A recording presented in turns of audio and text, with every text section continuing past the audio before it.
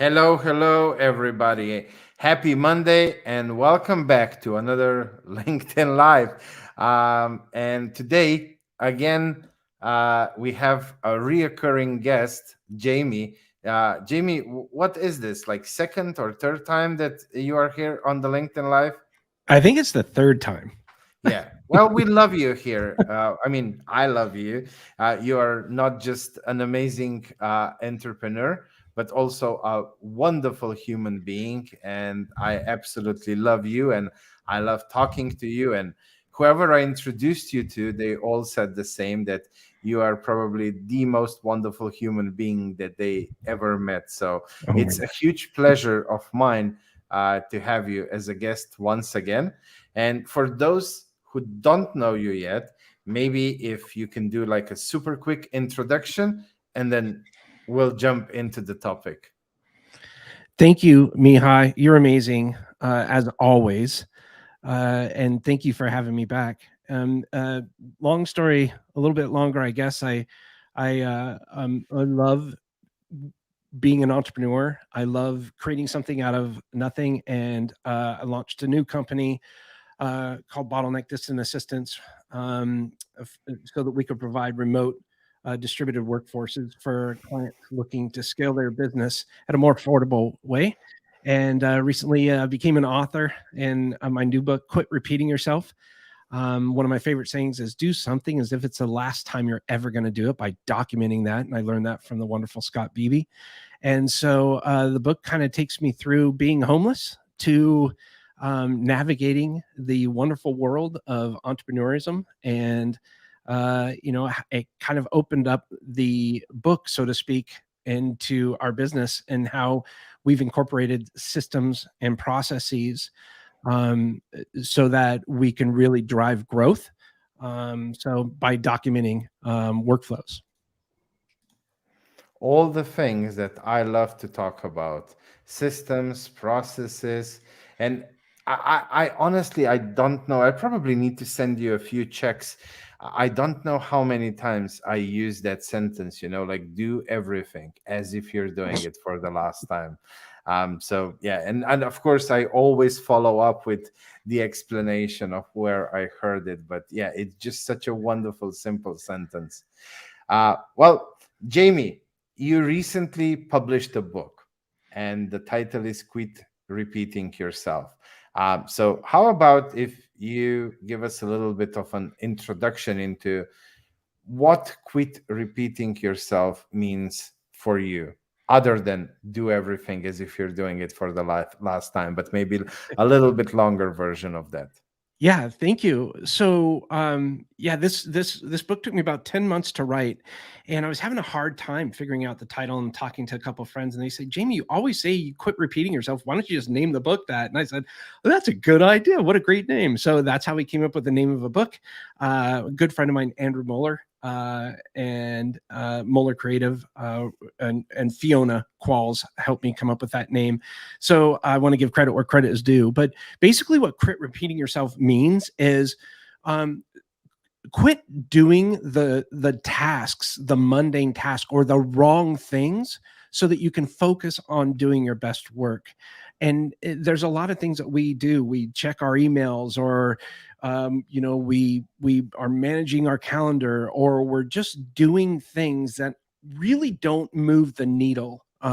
They're important things that need to get done in our business.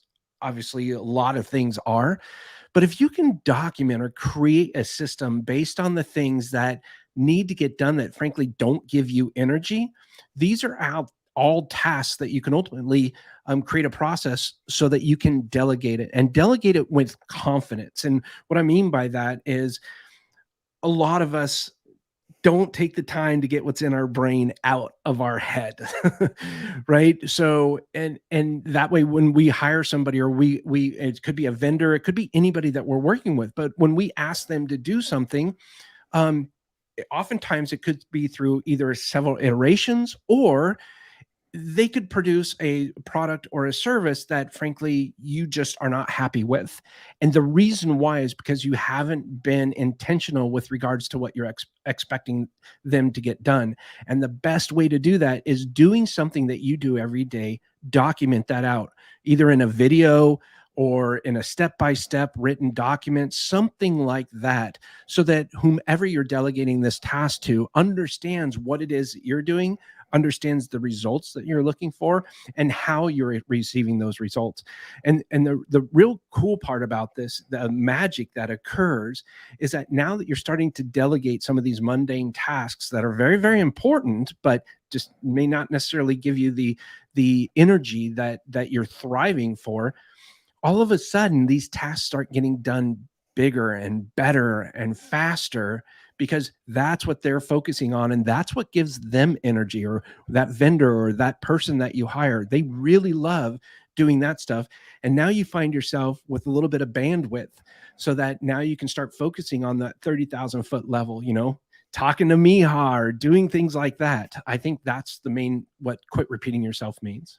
But Jamie, so we entrepreneurs, we aren't really known to be highly logical.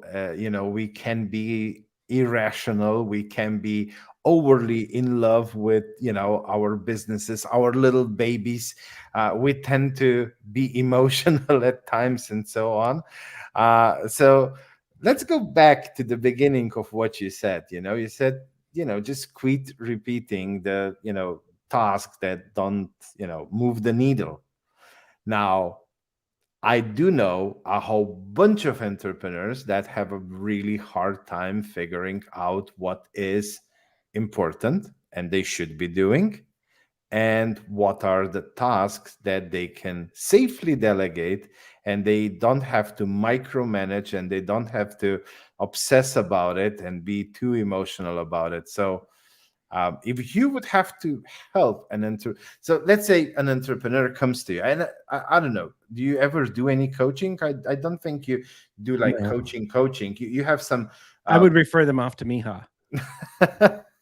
well, but let's say that that's not the option. So how would you help somebody, or maybe you have that written in the book, how would you help somebody to, really be logical about it, and figure out, okay, so this is all the stuff that I can safely delegate, of course, once I create the system, and this is the stuff that I should really, maybe for now, leave for myself, and I'll start thinking about delegating this in the next step, and then in the next step it doesn't have to be everything overnight. So how would you help a person like that? So this is a really good question, and there's kind of an order of answers that I would normally share with somebody. But being first and foremost is me as the entrepreneur, we have to understand what our mindset is and what is our certain level of expectations for that desired outcome. There's a lot of trust issues, or when you begin a new relationship, you have to build trust. Delegating certain tasks in your company that you've been doing forever can be a really tough pill to swallow for some, because it's your baby. This is a company, it's your brand, it's your message, it's things that you fully believe in. And to give somebody an opportunity to perhaps mess that up, wow, that could be scary. What happens though is, in order to build trust effectively, trust is a derivative of confidence. And if you're confident in and if you're not confident in delegating a certain task to somebody, the trust is going to be lackluster at best. In order to be confident in delegating that trust, what'll happen is you'll get feedback based on a certain task that you're going to be delegating, and that's going to give you the confidence to say, yes, go ahead, please do this. I believe in my heart of hearts that you'll be able to accomplish this task. There is a way to get there, though.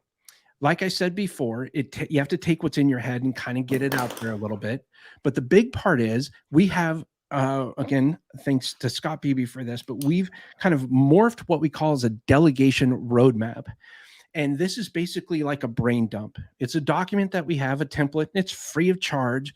you basically go and you list everything out that you do in a given day that's a repeatable task, or in a given week, or in a given month, anything that's repeatable.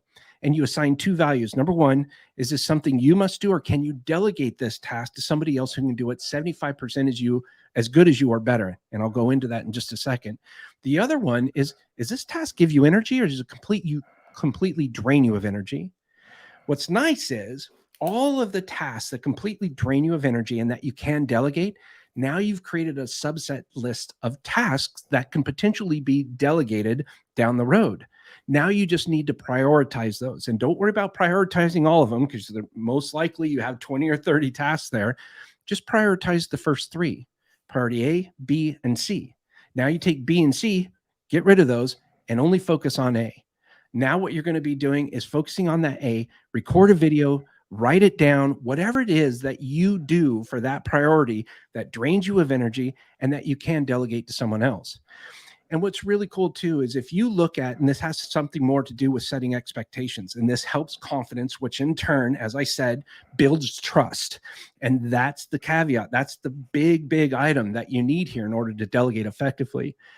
But when you are able to document this step by step or in video format, give that to someone else, they in turn watch that and get back to you, and they document it so that you understand, and they're explaining to you exactly how that process works. Now you have the confidence to hand that particular task off. Now that's one of many, but what were you doing before? You were doing everything. So now you've gotten priority A done. Now you go on to priority B. You do the same thing, priority C, rinse and repeat. And what's nice is by the end of when you complete priority C, believe it or not, now you have a process on delegating tasks. So as you get more confidence in delegating to this person, you're earning more trust, and you believe that they're going to be able to carry these things out. Now you have the confidence to delegate more responsibility to this person. So when you ask that question, there's a bit of a lengthy answer to that, but that delegation roadmap is key for getting that started. No, please do have the lengthy explanations, because yeah, people need to hear about that. Now, one thing you've mentioned trust a few times. Now, we know that one of the rules in leadership is you can delegate the task, you can't delegate the responsibility. So of course you can't delegate responsibility, and for that you need some quality control in place. Now, quality control can be micromanaging and breathing on somebody's neck and seeing every little step how it's done, but that's not really the right way to do it. So how would you help somebody to figure out what are the critical points throughout a certain process where they really need to, maybe, I don't know, read through something and approve it, or I don't know, before this thing goes to the client, I just want to have a quick look at it just to make sure, or let's put some checklist in place, and so we can see that everything was checked off. Or how would you help somebody with that? A great question, and thank you for that question, because that's offers a little more clarity to this answer. There's 3 points that need to occur when a task is delegated in order to minimize any chance of micromanagement. So the first task is to name that task. It has to be a universal name so that anyone within the organization, vendors, anybody coming in contact with that task, they understand what that task is, what it's meant to do. The second thing is, yes? Would you mind sharing like a simple example through these 3 steps? Sure. Like, naming a task, like what? Reply an email, like, just if you can just give some examples. Sure. So for us, one of the tasks that we're commonly, that our clients are commonly needing is email management. They spend up to 3 hours in a study by Adobe, spending up to 3 hours a day on email. Now I spent about 90 minutes a day. I reduced that to about 10 or 15 minutes a day now, because I've been able to delegate that email, my inbox. And so we came up with an inbox cheat sheet. Number 1, name it, inbox cheat sheet. Number 2 is have whomever it is that you're delegating that task to. So I would do it on a video. This is how I'm doing this. And on the inbox cheat sheet, I would write in, this is how I respond to this person. This is how I respond to this person. It could be groups of people, or this is my attorney. Don't respond to this person. Or this is a family member. Don't respond to this person. Just mark it, attention, Jamie. So first you have to name it. Second is you have to get whomever it is that's going to be delegating that task to you to repeat it back to you, so that and what I do is I actually have them schedule a follow-up meeting with me, and they write out a step-by-step. Every time they click the mouse button, that's a step. And basically I have them repeat it back to me so that I fully have the confidence in delegating that task. That prevents me from having to worry about micromanaging this person, because I know they understand exactly the way that I do it. And I feel comfortable and confident that they're going to be able to deliver in this service the way that I would deliver it. This has a lot to do with trust, building, learning tone and voice and vision, mission, core values, provocative points of view. It's really important that you work with this person closely, especially in this particular instance, because they're going to be sending emails and answering emails on your behalf. So you want to maintain the integrity of your brand, tone, and voice. The third thing is to identify a signal. And the signal is, when do we know, when do you know, when do I know that this task is complete? You made an example earlier. Oh, I just want to review this email before it goes out, or I want to review this document before it gets sent out to the client, or I want to review, the memorandum of understanding before it gets sent out, or the contract, or whatever. There has to be a signal so that I know the task is done and you know the task is done. Again, managing the level of expectation prevents micromanagement. So if you can follow those 3 steps in every single task that's given or delegated to someone, number 1, name it. Number 2, confirm that you understand what needs to happen in that task. And number 3, establish a signal. Let me give you a great example of establishing a signal. I used to run a creative web agency, and I had this problem with a lot of my clients. There was a term called scope creep, which means you think the project's done, but the client keeps adding one more thing and one more thing. And you're like, okay, stop. We got to finish this. Well, it was my fault because I didn't establish a successful signal. So I started talking to my clients during our initial consultation. I say, this job is done when I send you our deployment kit. In that deployment kit, it's going to have all of your brand, your colors and images, and it's going to show you how to log into the site and how to do this and that. When you receive that deployment kit, this particular project is complete. If you need anything over and beyond what's in the scope of, according to the agreement right now, there'll be a separate fee and a separate charge. Never again did I experience scope creep after that. That's a really, really good example, and something that very often happens to people who are web developers or graphic designers or copywriters or social media managers and so on, is that one little thing, and then the project just never stops. But you mentioned before, you said, and then you didn't talk about that. You said 75% like you or above. So what in we know that a lot of entrepreneurs tend to be perfectionists. I thankfully am not like that because I'm just way too lazy to be perfectionist. So I go with better done than perfect. But I know so many who strive for perfection, even though there is no such thing as perfection. And how can they be happy with 75% as what they would do? So think of it this way. If you have 100% of the tasks that do not give you energy and you want to delegate to one person, who else in this world, Miha, is Miha? Is there anybody else in this world like you? No. Absolutely no, there's not, because you have a certain amount of experience in your life that no one else has ever seen before, ever. Only you. Each of us are very unique in our experiences. There is absolutely no way you can find anybody else in the world that can do everything exactly the same way that you do them. Now, you may do them incorrectly, you may not do them completely, you may do them exceptionally well, but there's nobody in the entire world that's going to do everything that you do, knowing what you do day in and day out based on your experience. So how in the world can you expect to hire somebody and have them come in and do 100% of the tasks that you're currently doing and probably have been doing for quite some time and have them up to speed right away? It's impossible. This is me saying a great way for you to set yourself up for failure is to come in with this mindset.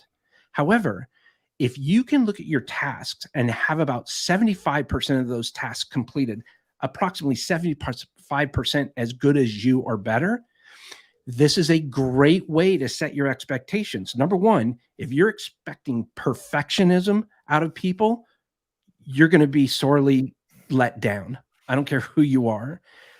That being said, you can still have a high bar, but they're going to learn. And what you'll see is as you start learning about one another, they're going to be coming up and they're going to learn about it. And pretty soon will probably exceed what it is that you're doing, because you're going to be off focusing on other things now because you have the confidence they're going to be able to do this. Here's the best part about it. When you hire somebody, you have in mind a certain set of responsibilities that need to be maintained. That's what this original job role is all about. Job role and responsibilities. This is your idea of what you want to get rid of.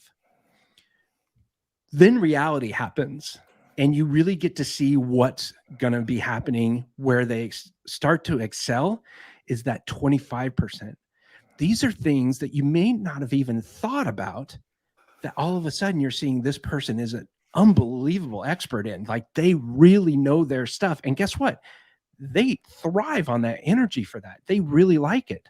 That's why every single January, all of our team members rewrite their job role and responsibilities according to what it is that gives them energy, because sometimes things like that shift around. My assistant right now is our project manager in our internal team. I didn't hire her for that. I hired her to be my assistant. But I started seeing where she was really good at, and the energy that she was getting from that role is more than being my assistant. And so we had to kind of shift that around. This is that 25% of, oh my gosh, surprise. Like, this is so cool. I didn't even know we needed this at the time. And guess what? Now we're getting it. That's what you have to come into when you're looking for hiring, delegation, anything like that. That 75% role is so important because it helps set your expectation. The last thing I'll leave you with on that, if you're expecting 100% out of somebody, they're not going to last long. Very true. Very true. Well, Jamie, now you got me thinking about my next question. So if we go even before the whole creating a process and delegating that thing, we still, it's important to hire the right people. And what entrepreneurs quite often do, especially in the early stage when they don't have HR processes in place or something like that, and you help them with that greatly through the training that you offer to your clients. But maybe, like a short recap on what is the right approach to hiring, because often the problem is in that they hire the wrong person for that role, who is just not a good fit, and then they just validate, I shouldn't be delegating because look at this, nobody can do it sufficiently enough. But when we start digging into those cases, it usually, you see that the process of who they were hiring, what they were looking for, was a little bit off to what they were delegating. And I know you have an amazing process for that. So if we can just swoosh through that. Well, I'll try to swoosh through it. So yes, there's a big challenge that when we hire, we tend to hire someone just like us. This could be a good thing, but more often than not, it's not the best way to go about hiring. There's an important distinction that we really need to understand here. And what you'll find, this important distinction is how much do they share the same common core beliefs that you do to achieve a common goal or a common objective. One of the biggest challenges that you might find is bringing someone in that might butt heads with you, or maybe they challenge you in different unique ways. Maybe they're more detail oriented. For me, unfortunately, I'm not as detail oriented as I should be, but guess what? Raina is. We've been together 3 years and we're going strong. And it's a perfect match because we're different, but we also share the same vision. We also want to help entrepreneurs, learn how to leverage their time more and get their quality of life back. We understand that. Now, we may go at it at 2 different ways. Raina reminds me a lot, Jamie, don't forget you got a meeting with Miha. Don't forget, she reminded me a couple times there. And so you have to keep that in mind. That's one good way of doing it. When someone goes to look at a job board and they're going to look for a job because they're looking for a job, they're not going to worry about culture. They won't in the beginning. First, they're going to look at what the salary is. Second, they're going to look at the job role and responsibilities and see if they can do it. And they're going to make a decision there to now go look at the company, and then they're going to decide what the culture is. Culture is very important, not at first. So if you're looking to find the right person, you got to get them through those steps. And unfortunately, those steps are making sure that they get to qualify themselves. And secondly, do they agree with the culture? Do they agree with the vision? Do they agree with all the things that need to be done in order to feel like they're part of that team? So those are 2 really important distinctions that people need to make head on in advance. And don't be real quick on the hiring. Kind of take your time. Yeah, like dating. You don't go out, have a one-night stand, and pop the question in the morning. No, I mean, it works sometimes, but very sometimes rarely. somebody also wins the jackpot, but that doesn't mean that that's something you should count on. Well, Yeah. Jamie, do I have enough time for one more question, or are you Oh, needed already absolutely. somewhere else? Absolutely. Okay. Well, I was just wondering because, um, who to ask than you is if you could give us a few examples from your own life, from your own experience with Reina on what are, I don't know, top 10 things that uh, you absolutely rely on her because she does them in an amazing way.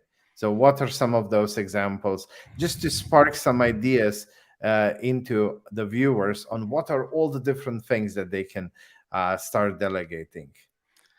Probably first and foremost is the email. We did the math on that, and take a wild guess how much time I saved on that, Miha, in a year. Well, I mean, you mentioned that you usually needed 90 minutes and now you're down to 10 minutes. So if we multiply those 80 minutes with 200 and something working days, it's quite a big number of minutes. 2.5 months, a year of saved time just from the email. The Okay. second one is calendar management. Oh my gosh. Have you ever tried to create an appointment with multiple parties, not just one other person, but maybe 2 or 3 or 4 people, all of who have different calendars, and you're going back and forth and trying to say, okay, are you good on Wednesday at 5? Oh, no. Okay. How about Thursday at 3? Or yeah, I'm available this time and this time. How about you? Oh, okay. Let's check with them. And oh my gosh, right? That's another one. I don't handle any of that anymore. It's all delegated to Raina.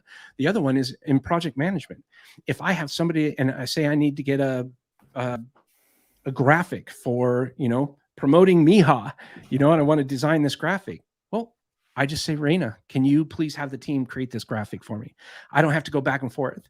She already understands what my tone is, what my voice is. She checks, make sure the I's are dotted, T's are crossed. There's no spelling errors.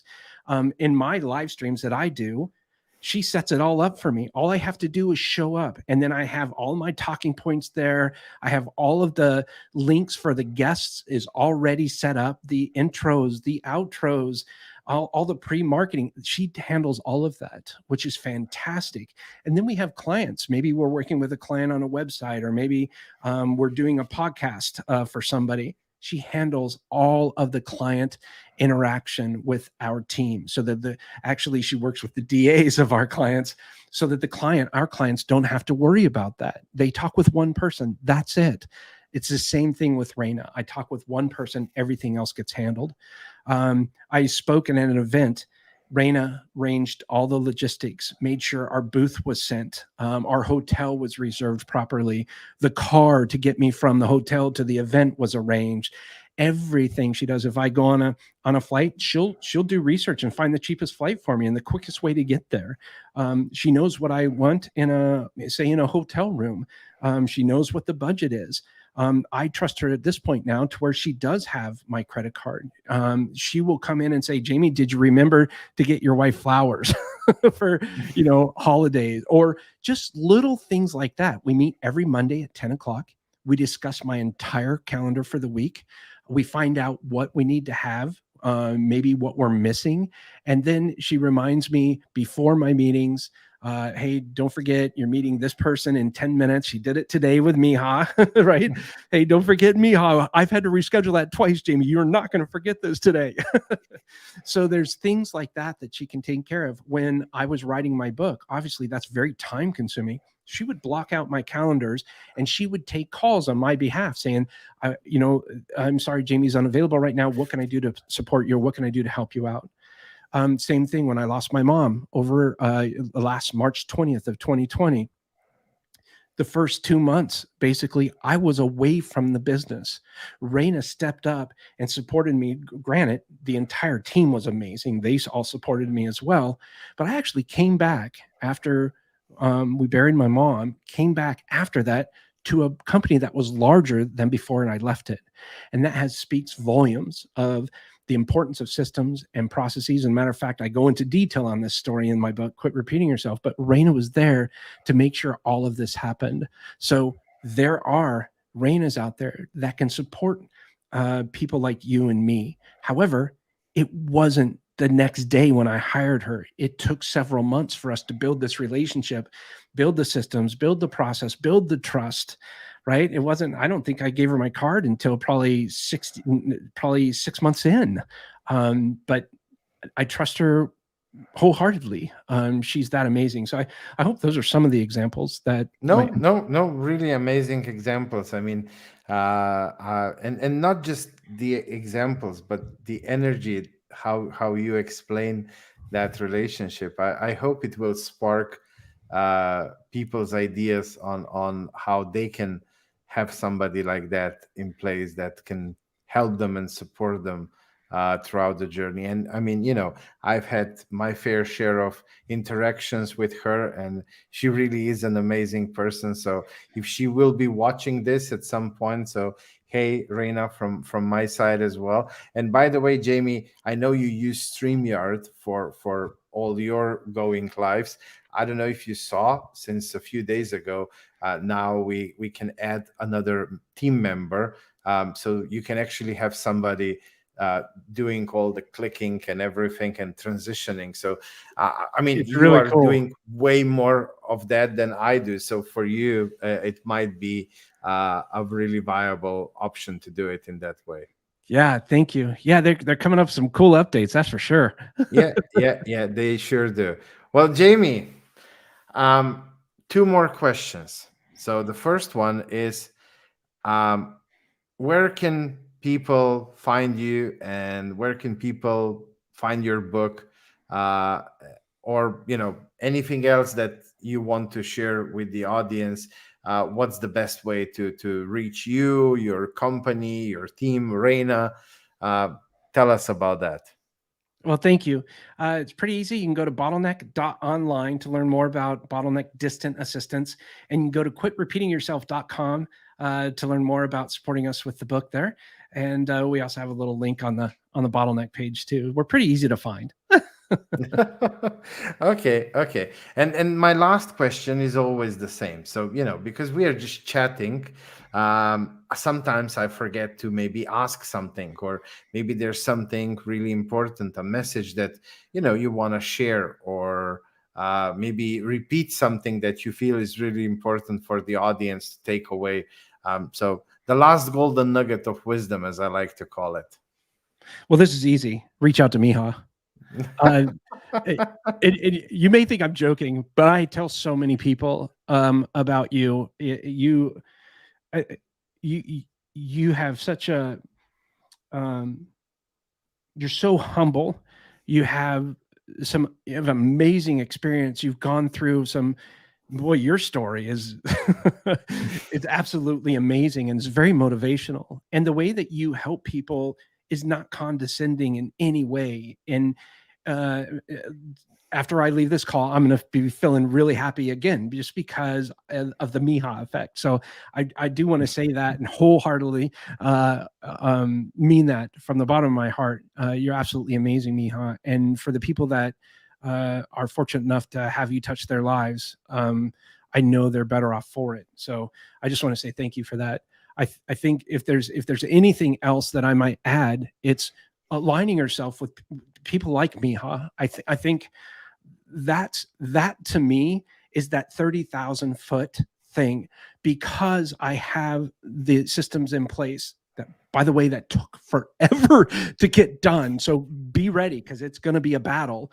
But when you finally get to that point where I can have a conversation with you, Miha, right now, and I am not worried about anything getting done behind the scenes because the systems are there. Now I get to focus on having these conversations that brings me tons of joy, tons of energy. Man, I get to share what we do. I'm sitting here in Springfield, Missouri. You're across the freaking ocean. Like, this is amazing that we get to do this, and having the confidence to be able to share this with you, and do things like this. This is what gives me energy. This is what I think entrepreneurism is all about: sharing what it is you're doing and making somebody's life better. As a matter of fact, we came up with a term for it. It's called the ripple effect. And that's why I say right here, create your own ripple. Create your Well, own ripple. I mean, thank you so much for the kind words. And like I said in the beginning, I do believe that you are the most wonderful human being that I know. So I stand behind that. It's always such a pleasure talking to you.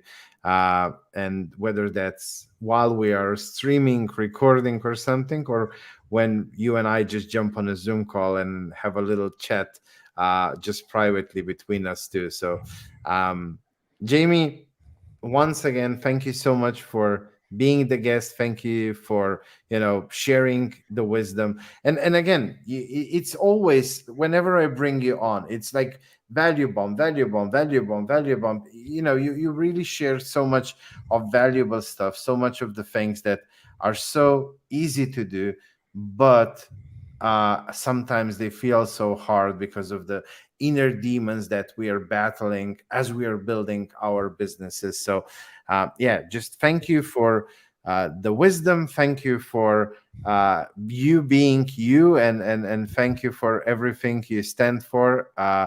I absolutely love you and appreciate you for all of that. And I wish you nothing but all the best in the next days and weeks on your journey. And I'm very much looking forward to chatting with you soon. Thank you, Mihai. You're amazing. Thank you, Jamie. Take care. Bye bye. Okay, ladies and gentlemen. So this was Jaime Jay. Like I said, I stand by the most wonderful human being. I mean, even if you just reach out to him, connect with him, have a chat with him, you'll see. I mean, what you see in this interview, that's what you get. The real and the raw. He is the same person online, offline. But also one of the most knowledgeable people when it comes to hiring VAs, hand holding you through that, well, DAs as he calls them, but hand holding you through that experience, and really just helping you find the right person, onboard the right person, create all the processes and the system of how things should be done in the process. So yeah, he is the go-to person. And whenever somebody asks me about anything related to VAs or DAs or whatever, he is the one person I send everybody to. So if you've been thinking about it, or if you're struggling with too much things to do, too little time, yeah, just reach out to Jamie. Thank you all for being with us today. Thank you for tuning in live or on the replay. We'll be back next Monday with another amazing interview. Until then, I wish you all happiness, success. It's a crazy world out there with new viruses and stuff flying around, but I wish you all the best, and I'll see you next Monday. Take care, everybody.